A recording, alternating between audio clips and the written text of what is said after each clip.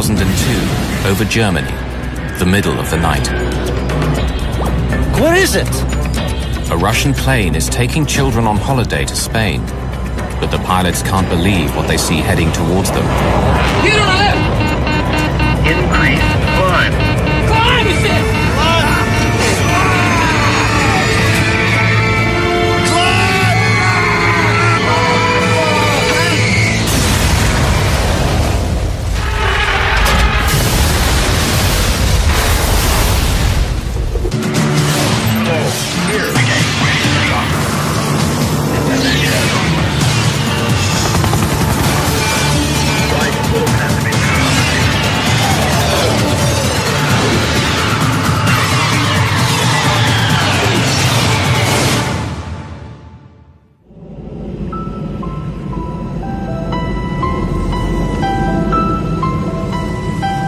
June 2002, the city of Ufa in western Russia.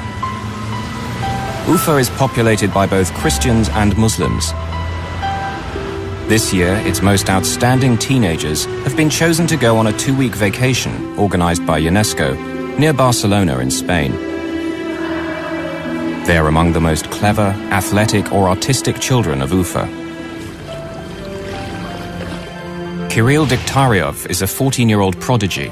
He's been painting since he was 4 years old and has already had 2 public exhibitions. Alina Hananova is a 12-year-old who's won several gymnastics competitions. The 46 children from Ufa, accompanied by a few teachers, leave on a train to Moscow. There, they're due to catch their flight to Barcelona. But in Moscow, things start to go wrong. The tourist agency accidentally takes the children to the wrong airport, so they miss their plane. They're terribly disappointed. While the agency tries to sort out the mess, the children go sightseeing in the Russian capital.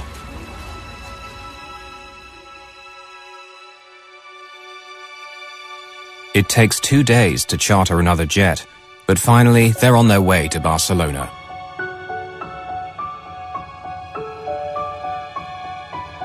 On July the 1st, 2002, the children from Ufa board their plane at a Moscow airport. The Kaloyevs are not part of the school group. They're going on a holiday to meet their father, who's an architect, and is finishing a project near Barcelona.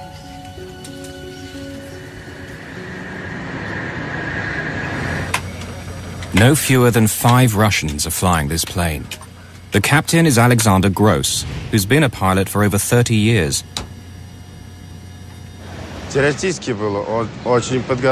Alexander had a good theoretical knowledge. He was very smart. Today, the first officer is Oleg Grigoriev. But actually, Grigoriev is the airline's chief pilot. On this trip, he'll be evaluating Captain Gross's flying. If you did something wrong, some captains would criticize you very rudely. Others would be very formal and polite. But Oleg Grigoriev would express his disapproval in a gesture, like that, meaning, why on earth did you do that? Captain Gross is in command, but Captain Grigoriev is his supervisor. If it comes to the crunch, who will really be in charge? Seated in the left rear is Murat Itkuyilov, normally the first officer, but who's not officially on duty because Grigoriev is in his seat.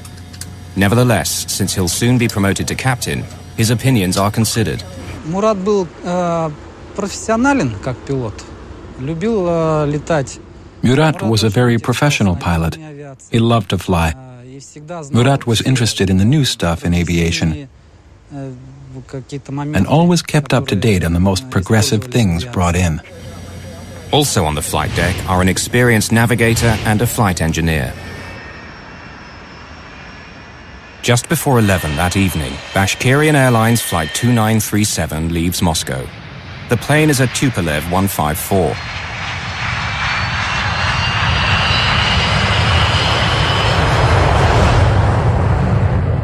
Like most modern aircraft, it carries collision avoidance equipment called TCAS, or Traffic Collision Avoidance System. Descend, descend, descend. TCAS works because all commercial aircraft carry a transponder, which sends a constant stream of radio signals identifying them and saying where they are. TCAS listens in and calculates whether any of the planes is on a collision course. If they are, it will tell the pilot what action to take to avoid collision. Descend. If air traffic control should ever let them down, TCAS will be their last line of defense. Clear of conflict.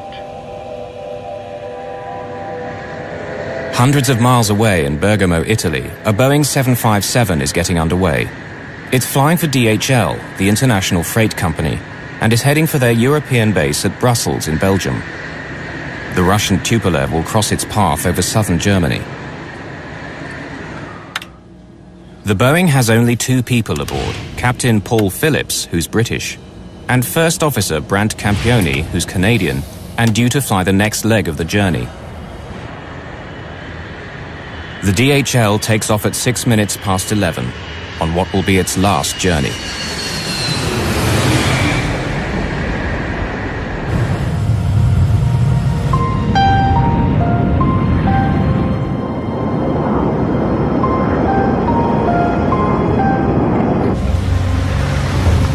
Ten to 8 at the Skyguide Area Control Center in Zurich, Switzerland.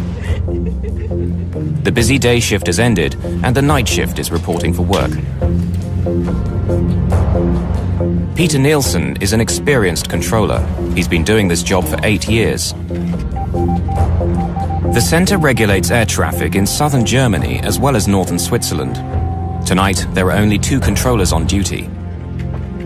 But the traffic in their sector is light, and Nielsen's colleague decides to take a lengthy break, a common practice at Skyguide. Peter Nielsen is now responsible for all air traffic on 2 radar screens, which sit several feet apart. At 10 past 11, 2 technicians arrive. They inform Peter that Skyguide management has authorized them to carry out maintenance work on the main radar.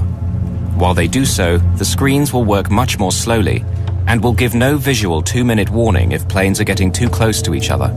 Thai Inter 933, route Tratzig and Allgäu. Bavarian 350, descend flight level 270.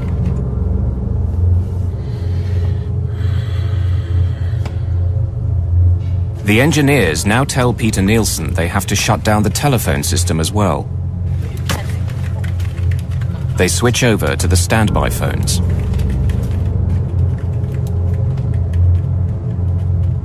No one realizes it yet, but the seeds of disaster have been sown.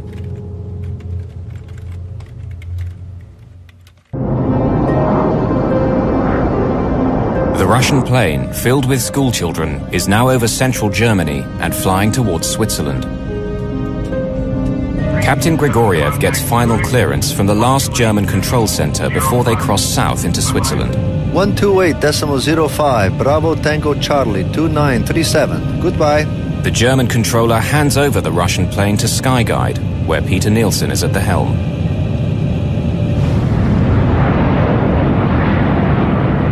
Meanwhile, the DHL plane is climbing north over the Alps and is now entering Swiss airspace. Zurich, radar, good evening. Dilmun 611, I'm climbing flight level 260, direct Obesi. Captain Paul Phillips of the DHL requests clearance to climb to a higher altitude. The thinner air there will mean less air resistance and save fuel. Roger, climb flight level 320. Direct Tango Golf Oscar and requesting 360, thanks, it's available. Tillman 611, climb flight level 360. The DHL reaches flight level 360, or 36,000 feet, the same altitude as the Russian plane. And they're on a collision course, but they're many miles apart. So far, no danger. Now the assistant gives Peter Nielsen a new flight strip. An Airbus Aero Lloyd Flight 1135 is flying to the airport of Friedrichshafen nearby. It's going to increase Peter's workload dramatically over the next 5 minutes and have him switching from one screen to another. Peter tries to dial the airport control tower at Friedrichshafen to discuss handing over the Aero Lloyd flight to them. But the line is dead. He tries a second time. Die gewünschte Verbindung ist nicht möglich. Bitte überprüfen Sie. The phones aren't working. The Aero Lloyd pilot is trying to make contact with Peter. He has to leave the Russian pilots unattended. Zurich, good evening. Bravo Tango Charlie. But the Russian pilot is also calling him on the other screen. Aero Lloyd 1135, roger. Call you back. Station calling. Say again, please. Zurich, good evening. Bravo Tango Charlie, 2937. Level 360. Bravo Tango Charlie 2937, squad 7520. The Aero Lloyd is calling again. Yeah, expect so. Call you back shortly. Now another plane needs him. A Thai Airways flight heading north. Thai into 933. Contact now on Munich 132.140. Goodbye. 140 Thai. Air traffic controllers are used to handling tricky situations. But tonight, Peter's equipment isn't working properly, and he's controlling two screens at the same time. Normally, his radar would warn of any impending collision. What he doesn't know is that tonight, it's out of action. Correct. What is your present heading? Present heading is 265. Roger. Right turn, heading 280, vector ILS 24. Right heading 280 to expect ILS 24, Aero Lloyd 1. Peter wants to get this Aero Lloyd flight off his hands. He tries dialing the public number for the Friedrichshafen control tower for the third time. Bitte überprüfen Sie die Rufnummer. Die gewünschte Verbindung ist...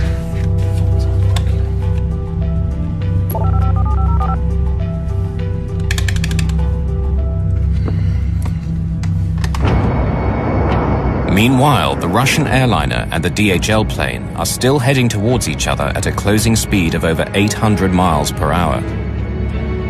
Neither crew is aware that they're only 2.5 minutes apart.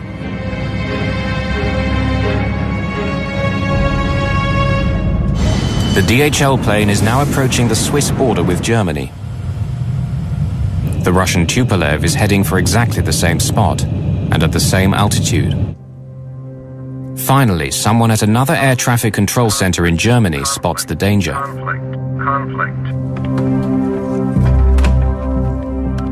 He grabs the phone to warn Nielsen, but can't get through.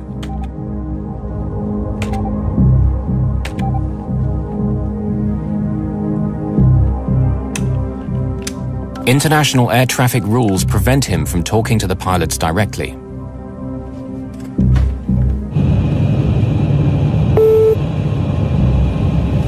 Look at that.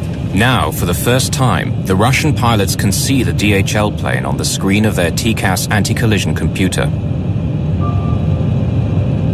But Peter Nielsen is still focused on getting the Aero Lloyd flight safely down. Aero Lloyd 1135. Aero Lloyd 1135, go ahead, sir. Yeah, I lost my connection to Friedrichshafen Airport. Could you please call them on your second set, 124.35. Tell them you're coming in ILS 24 with 20 miles now? Okay, will do. Thank you. Okay, taking over. On the DHL cargo plane, the crew is relaxed. They don't know they're on a collision course. Their TCAS hasn't sounded a warning yet. Stuff I can get you? The first officer goes to the washroom. On the Russian plane, the pilots are getting concerned. The other plane is getting closer and closer, but they're not exactly sure whether he's on the same altitude as them. He's going below us. Why below? 500. No, 100 meters. Traffic. Now fucking traffic. Why? Traffic. TCAS, the collision avoidance computer, is warning the Russian pilots that the other plane is getting too close for comfort. At the same moment, the TCAS in the DHL cockpit detects the Russian plane. Descend.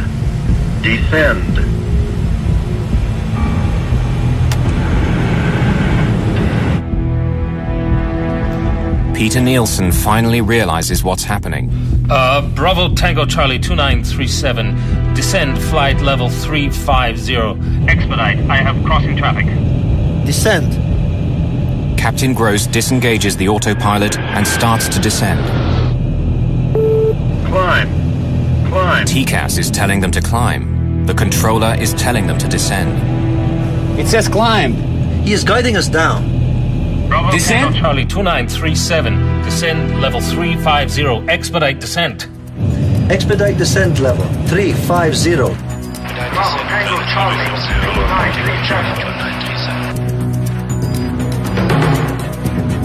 2937. Peter Nielsen thinks he's averted a collision by telling the Russian plane to descend. But what he doesn't know is that the DHL pilots have received a TCAS instruction telling them to descend. Increase! Doom 600. TCAS descent. They're trying to tell Nielsen that they have a TCAS instruction to descend, but Peter can't hear them. If both planes obeyed TCAS, there'd be no problem. But the Russians, instead of climbing, have followed the controller's orders. Now both planes are diving towards each other. He's going below us. Fuck, what is it? Get on the left! Increase. Climb. Increase. Climb. Climb, it says! Climb. Descend. Fuck, descend hard.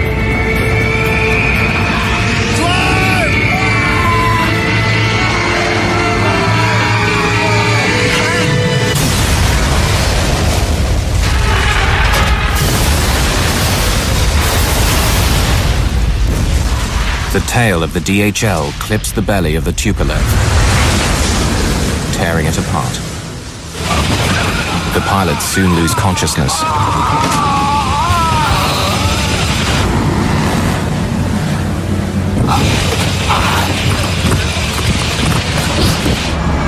The DHL struggles on for another 2 minutes.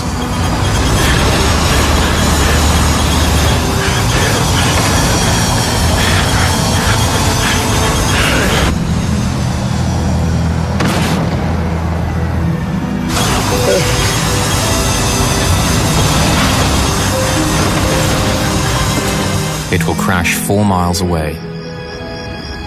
Can we go over to Friedrichshafen? Affirm. Bye-bye. Bye-bye. Peter is unaware of what just happened. Bravo Tango Charlie 2937.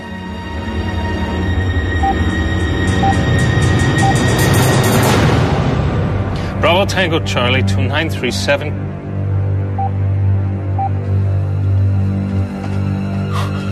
Bravo Tango Charlie.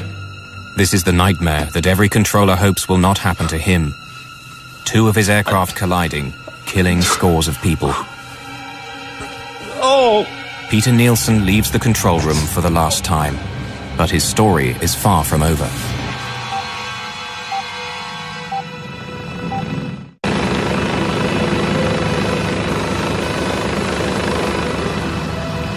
The wreckage of the 2 planes has fallen just outside the small city of Überlingen on the German-Swiss border. Wreckage is scattered over 130 square miles. It's the worst mid-air collision in German post-war history. Debris comes raining down around a school for handicapped children run by Bruno and Stella Wegmüller. The sky was orange, red, flaming, and we saw these pieces falling down and detonations again and again, and we realized it couldn't have been a normal thunderstorm. It was something we had never heard and seen before. It was incredible because there are many, many houses here, and there was nothing on this place. But around our school, we find bodies, children. We very soon also realized that we couldn't do anything, really. We couldn't save anyone, we couldn't help anyone. The problem was that the bodies and debris were dispersed over a very, very wide area, approximately 40 square kilometers. A corridor 20 kilometers long and 2 kilometers wide.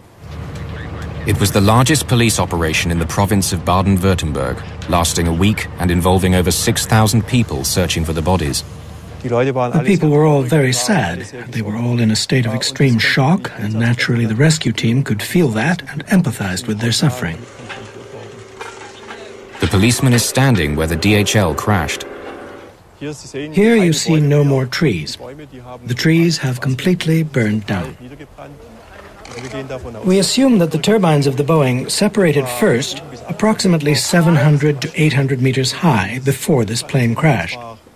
One landed 300 meters that way, and the other turbine was another 500 meters that way. In this garden lay many of the bodies of the children of Ufa. In this part died 28 children. In this field there was a child. More over here in this field there was a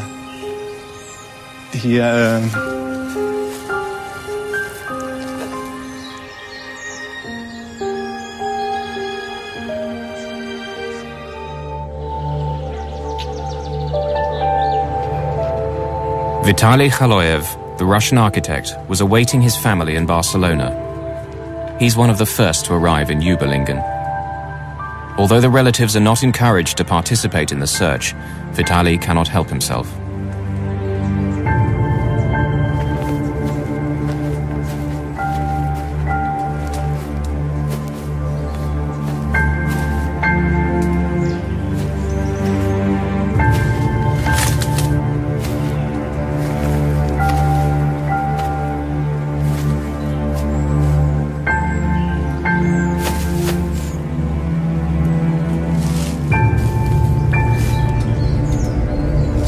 Vitaly finds a broken pearl necklace.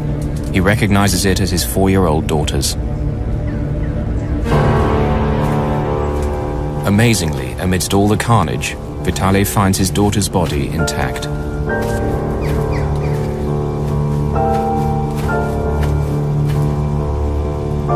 She did not suffer at all.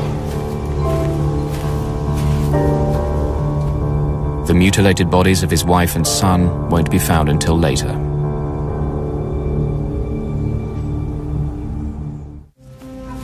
Over 6 days of searching, the rescue workers gather bodies and body parts scattered all over the southern German countryside. By Thursday of that week, 2 days later, the relatives started arriving. They could not all see the bodies we'd found because most of the bodies were badly charred or mutilated. We didn't permit the relatives to view the bodies in that condition.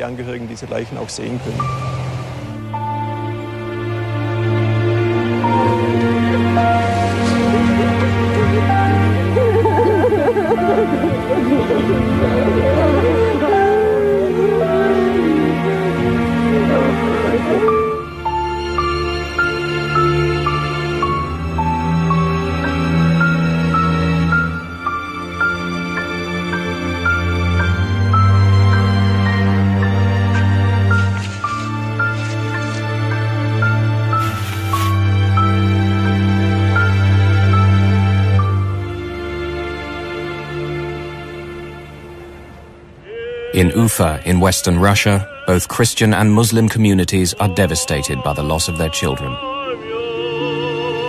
In the cemetery, where 53 of the people in the Tupolev are buried, there are 2 double rows of gravestones, with the Christian Orthodox on one side and the Muslims on the other.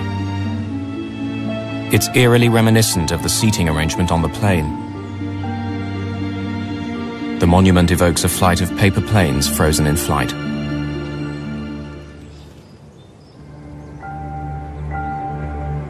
Vitaly Khaloyev, who lost his entire family, has designed and built a huge monument in their memory.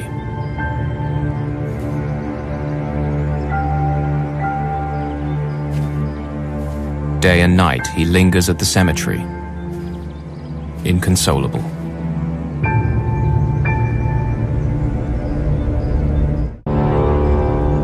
At Skyguide in Zurich, after the collision, work has all but come to a standstill. They were shocked, they were helpless, there was a lot of sadness, people crying, and we were criticized for being too technocratic after the accident. I have to accept that. One of the biggest tasks was to maintain operations, because there were planes coming in, going out after this tragedy, and that was a very, very difficult situation for everybody. For the next 3 weeks at the Zurich Air Traffic Control Center, capacity is reduced for lack of available controllers. Peter Nielsen never again worked on an air traffic workstation. The hunt begins for a scapegoat. If two planes collide in empty skies, someone must be to blame. At first, some suspect the Russians. The pilot of the Russian plane is said to have ignored repeated instructions from air traffic controllers. And while the repeatedly, they contacted the Russian pilot and asked him to change altitude because he was flying at a level where he should not have been. Now, the Russian pilot never responded to those warnings from air traffic control. The Russian pilots, particularly in Soviet times and also now, but to a lesser extent, were extremely well trained. I have no concerns about the training of pilots. They've been trained for almost every operational possibility that could happen. Why did the TCAS device, meant to avoid collisions, in this case maybe help cause one? And why didn't the Russian plane descend when first ordered? A language problem? Controller commands are always in English. I knew everybody from that crew. Everybody knew English enough to speak with controller. So who is to blame? The media spotlight now falls on controller Peter Nielsen. He was the man who'd guided the two planes towards each other. They were under his control. He must have caused them to collide. I was as shocked as I could have been with any other name or any other colleague. I was just very sorry for him. The media coverage about the incident very often makes you angry because these statements are taken out of context. You really get the impression they just want to fill the newspaper. They write whatever they get. They go after colleagues, they give them a call at home, they follow you wherever you are. You don't deserve to be the boogeyman for everybody. And that's something which really is still very difficult to accept, that suddenly we are some sort having to take the blame because the others are dead or the others are hiding behind politics, rules and things like this. We started to leave this building by the underground exit, which leads through another building, just not to see anybody. They were asking people on the street in Kloten, people who were not involved at all, just to broadcast something in the evening. And that makes you angry, and you cannot resist it. And what more do we know about this Swiss controller at the center of the investigation? He was chased by the media. He was accused of being a murderer. He's the man, obviously, everyone wants to talk to, but at the moment the Swiss say he's in no position to talk. And we heard today that the Swiss authorities have opened an investigation to see whether there's enough evidence for charges of manslaughter. The accusation was manslaughter by negligence in 71 cases. And the speciality is that in this case the investigating judge has been working on a investigation on his own, independently from what the Aviation Investigation Board of Germany did. Meanwhile, that investigation is underway, headed by Germany's air crash detectives, the BFU. By the fifth day, they've read all the black boxes. So this is a typical voice recorder, which was built into the Tupolev 154. It shows two reels. The recording time of this recorder is 30 minutes. And this is rather solid, but the original voice recorder of the Tupolev was heavily damaged. So we had to remove the tape and replay it on such a specialized tape recorder. This is the hangar where wreckage of the planes was examined. This one here is the lower surface of the right wing of the Tupolev, and that remaining stub here went below the Tupolev and caused these scratches. That top part of the vertical tail remained at the accident site on the main wreckage of the Boeing. But could this accident have been avoided? TCAS normally has a safeguard mechanism called a reversal. If an alert is issued and one aircraft crew ignores an instruction, TCAS orders a reversal. If the TCAS on aircraft A senses that aircraft B is still on a collision course, it will tell it to go in another direction. But it didn't. Why? One of the major requirements for that is that both planes have to be at least 100 feet apart in altitude. But this requirement was not met at the time. That's why no reversal was given. When the DHL's TCAS saw that the Tupolev wasn't climbing, it could only tell its pilots to descend even faster. Increase descent.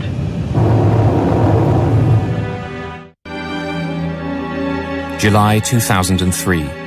Many parents returned to Überlingen in Germany for the first anniversary.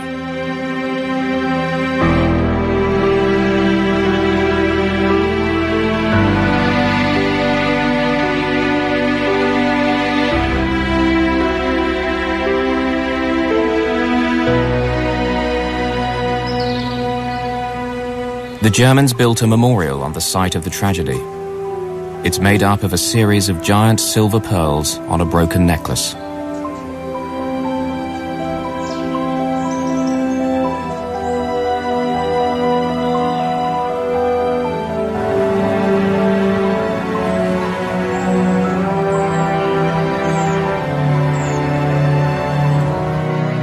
The head of Skyguide is among the crowd. Can you tell us, what are the mistakes you made? I don't think this is the time to talk about it. I'm sure you'll understand. Have you apologized? Okay. Thank you.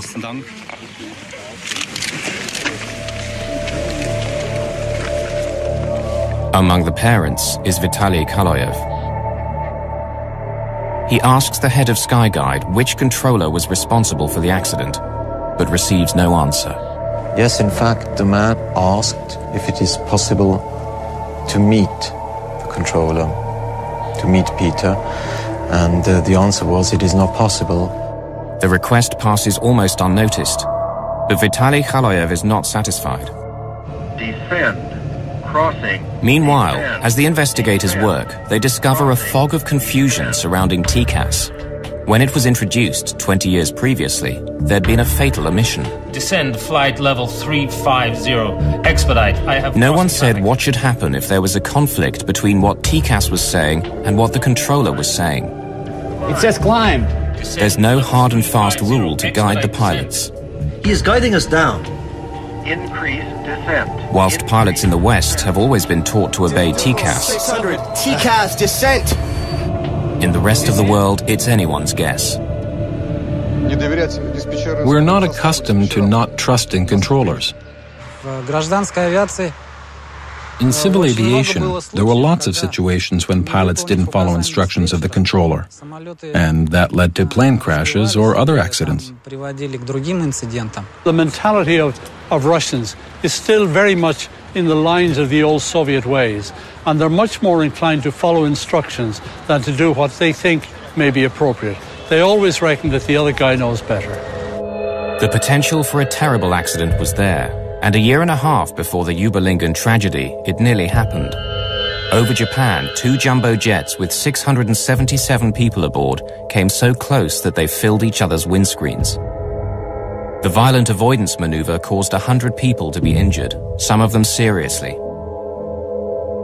This was seconds away from being the worst plane crash in aviation history. Once again, a pilot had listened to the controller instead of his TCAS. Descend. It should have served as a warning to everyone. Yet from ICAO, the International Civil Aviation Organization, there was only silence. ICAO is responsible for drawing up the rules of commercial aviation. German investigators say that their vagueness about how to use TCAS was one of the reasons for the Überlingen disaster. I think this is the first time that I remember any major accident investigation, the one done by the BFU, fingering any of the aviation authorities in any serious way. And this is a serious way. So I think this is quite unique. If ICAO had carried out a detailed investigation of the incident in Japan and made recommendations that led to changes in procedures, this probably would not have happened. ICAO did not feel it necessary to get involved in this, and they left it entirely up to the Japanese authorities. Had it been a collision, maybe they would have got involved. After this near miss, the Japanese government immediately asked for their guidance. But unfortunately, ICAO only acted on the request 18 months later, after the Ubelingen disaster. Perhaps the ICAO procedures and standards, but in particular operating procedures for airborne collision avoidance, were somewhat ambiguous or open to interpretation. The Japanese incident was not the only warning ICAO received. In the 2 years leading up to the Ubelingen collision, 4 other near misses happened in Europe alone because one set of pilots obeyed air traffic control instead of their TCAS. If I have to summarize the advice that we gave the world, if a warning comes from ACAS, pilots should immediately follow it at all times. With the benefit of hindsight, you always ask yourself, could we have done more? And an accident is a wake-up call for everybody. All of these regrets are of little comfort now to the grieving parents of Ufa. Everything that was good is in the past and was connected with my child. All the hopes, dreams were connected with him, with his future. And now, nothing left. At least I've got nothing left.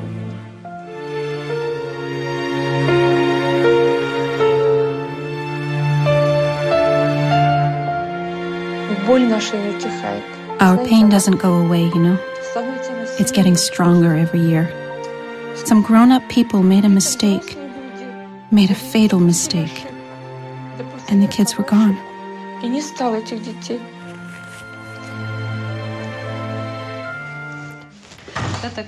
This is Kirill's room. Everything in this room is like it was when he was alive. Nothing's changed. After he was killed, there were also 2 exhibitions. One exhibition took place here, in Ufa, while the other one was in Germany, in Ubelingen. Vitaly Khaloyev, the Russian architect, has lost his entire family, everything. He himself has gone to pieces.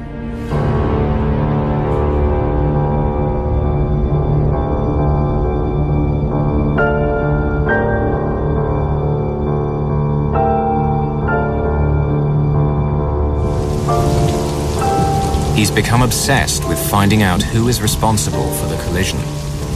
Khaloyev decides to travel to Zurich to play out the last tragic chapter in the Ubelingen story. On February the 24th, 2004, a stranger calls at the house of the controller, Peter Nielsen.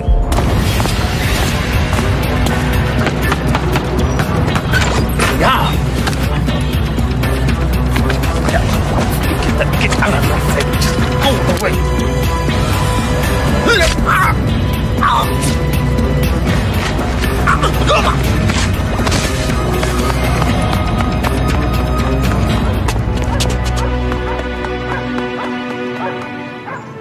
It was just the saddest thing you can imagine.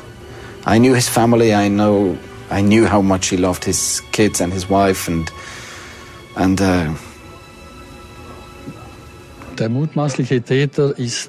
the presumed perpetrator is apparently 48 years old and of Eastern origin.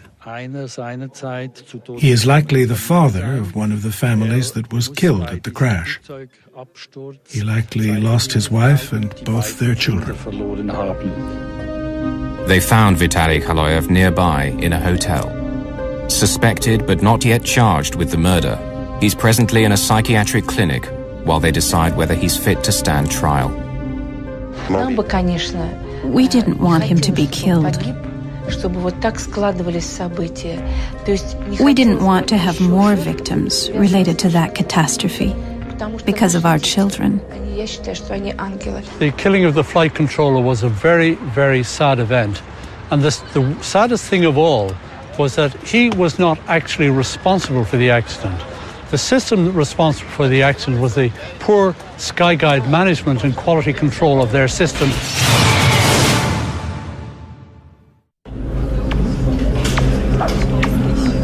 The investigators had worked out exactly what went wrong that night at Skyguide, and how an unfortunate series of events had made disaster almost inevitable. First, Peter's colleague goes for a break, leaving him alone to watch two radar screens several feet apart. It was a standard practice at the ATC company that at night, one air traffic controller was responsible for controlling the entire airspace of ATC Zurich. Then, following management instructions, the maintenance men start to switch things off. Peter's radar screen is working more slowly and will not warn him if two planes are about to collide. He doesn't know that. During the maintenance work, the radar system had to be run in fallback mode. In fallback mode, the controller has no STCA available. STCA is short-term collision alert, a warning on the radar screen that planes are in imminent danger of collision. He did not know that the STCA system would not be available. Then by chance, an unexpected aircraft, the Aeroloid tourist plane, arrives at the critical moment and needs a lot of attention. It completely distracts Peter. He tries to get outside help, but the main phone system has been accidentally disconnected by the maintenance crew, and the backup phone isn't working. The controller has been robbed of all the technical support he needs. The phone link with Friedrichshafen was down. At this time, there were various radio transmissions, and the controller had to answer them on the different frequencies. Finally, when both planes are descending, the DHL pilots cannot tell him what's happening because the radio frequency is busy. 600, TCAS, descent! The earliest they could do that was 23 seconds later, because until then, the frequency was blocked by the ATC Zurich transmission to the Tupolev crew. May 2004. It had taken the German BFU investigators 22 months to publish their final report. They found that the disaster had two major causes. Firstly, Peter Nielsen was too late in noticing the danger of a collision. Secondly, the Russian crew was wrong to obey him when he told them to descend, rather than their own TCAS equipment telling them to climb. But other pilots understand their dilemma. The TCAS commands are spoken in such a dispassionate voice. Descend. Increase descent. Such a matter-of-fact type of voice. And then there's the voice of the air traffic controller's urgent command. Descend immediately. Leave this altitude immediately. Go to another altitude at once. So, whichever voice sounded more urgent was the one the crew obeyed. Finally, the report severely criticized Skyguide for leaving a lone controller on duty that night. We have learned our lesson, and we don't have single-manned operations or only one controller in front of a monitor anymore. This might happen again. Another badly organized air control service or a crew might make a mistake. You're guilty or not guilty. That's not the meaning of a final report. The meaning of a final report is facts. What has happened? Why did it happen? What are the lessons to be learned? Safety requirements. Mistakes were made by us also, and we regret them deeply.